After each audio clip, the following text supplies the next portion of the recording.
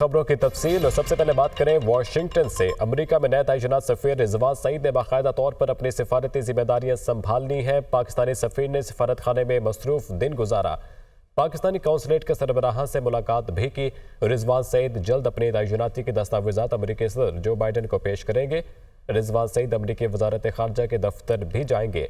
Washington में America में नए तैनात सफीर रिजवान सईद ने बाकायदा तौर पर अपनी सिफारती जिम्मेदारियां संभालनी हैं।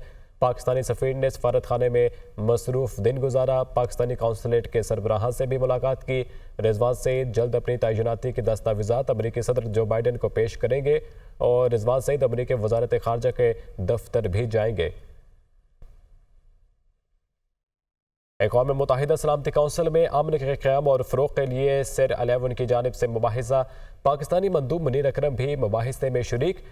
मुनीर अकरम का मुबाहिसे में तनाज़ात के पुरअमन हल पर जोर। पायदार अमन के लिए मक़बूजा कश्मीर और फ़लस्तीन के मसले को हल किया जाए।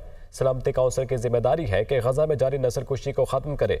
मक़बूजा कश्मीर और फ़लस्तीन पर गैर कानूनी कब्जे के नताइज बहुत वाज़ेह हैं। उम्मीद है सलामती कौंसिल में होने वाली बहस नई सोच के ज़ाविये पैदा करेगी।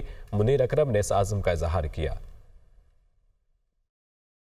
और अब बैनुल अक़वामी दुनिया से कुछ खबरें शामिल करें। साबिक़ अमेरिकी सदर डोनाल्ड ट्रंप का शिमाली कैरोलिना में रैली से खिताब।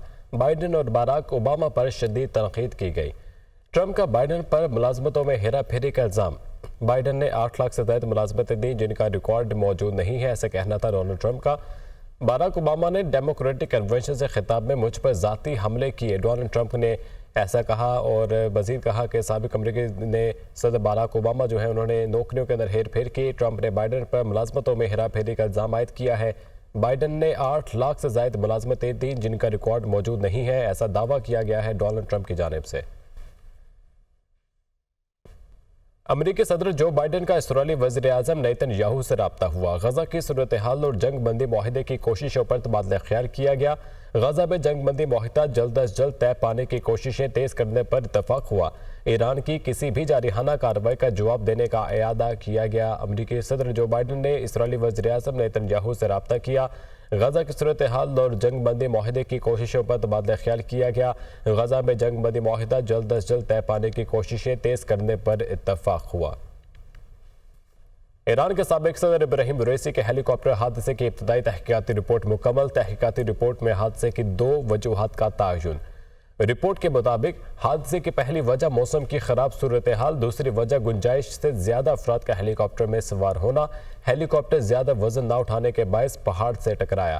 तहकीकाती रिपोर्ट के अंदर ये इंकशाफात सामने आए हैं। ईरान के साबिक़ सदर इब्राहिम रईसी जिनका हेलीकॉप्टर हादसे का शिकार हुआ था, उसकी तहकीकाती रिपोर्ट मुकम्मल हो चुकी है और तहकीकाती रिपोर्ट के अंदर 2 वजूहात का तयन किया गया है। रूसी सदर व्लादिमीर पुतिन का चेचनिया के दौरे के दौरान दारुल हुकूमत ग्रोज़नी में ईसा मस्जिद का दौरा। रूसी सदर ने तोहफे में मिले कुरान का एहतराम से चूमा और सीने से लगाया। पुतिन ने मुफ्ती से सूरह अल अनफाल की आयत और रूसी जुबान में तर्जुमा सुना। रूसी सदर पुतिन ने यूक्रेन जंग में चेचनिया की हिमायत का शुक्रिया भी अदा किया। अमेरिकी वज़ीर खारजा का दौरा मशरिक़ वसता नाकाम। एंटोनी ब्लिंकन के दौरे से गज़ा जंग बंदी से मुतालिक कोई पेशरफ्त ना हो सकी। सालिस ममालिक की जंग बंदी के लिए अमेरिका से उम्मीदें कायम है। अमेरिका इसराइल और हमास के दरमियान खला को ख़त्म कर सकता है। गज़ा जंग बंदी माहिदा ज़रूरी करार। अमेरिकी वज़ीर खारजा एंटोनी ब्लिंकन की कतर में रवानगी से कबल मीडिया के साथ गुफ्तगू में कहना है कि माहिदे के लिए हर मुमकिन कोशिश करेंगे। जंग बंदी मुज़ाकरात जारी हैं, मुस्तक़बिल में माहिदा हो जाएगा। तालिबान ने कौम मुत्तहिदा के नुमाइंदे इंसानी हकूक़ को काबुल में दाखिल होने से रोक दिया। आलमी मीडिया के मुताबिक तालिबान ने कौम मुत्तहिदा नुमाइंदे को पेश की इतला दी गई कि उनको दाखिले की इजाज़त नहीं दी जाएगी। अफगानिस्तान में उनकी तैनाती का मकसद प्रोपेगेंडा है। अक़वाम मुत्तहिदा का नुमाइंदा छोटे छोटे मसाइल को बढ़ा चढ़ा कर पेश करता है, ऐसा कहना था तालिबान हुकूमत का।